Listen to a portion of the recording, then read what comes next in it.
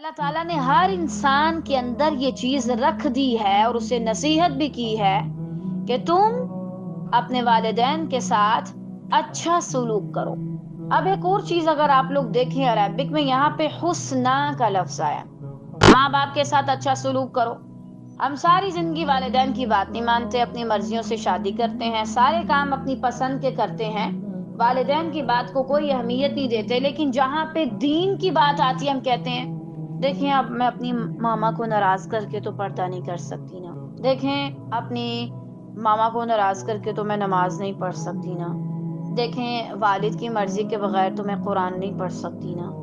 جب آپ یہ ترجمہ پڑھیں گے تو آپ کو پتا چلے گا نا کہ اللہ تعالیٰ نے یہ نہیں کہا ماں باپ کی بات مانو، یہاں پہ اطاعت کا لفظ ہے، لا اطاعت کا لفظ نہیں ہے۔ اطاعت کا لفظ ہوتا تو کہا جاتا جو وہ کہتے ہیں وہ مانو۔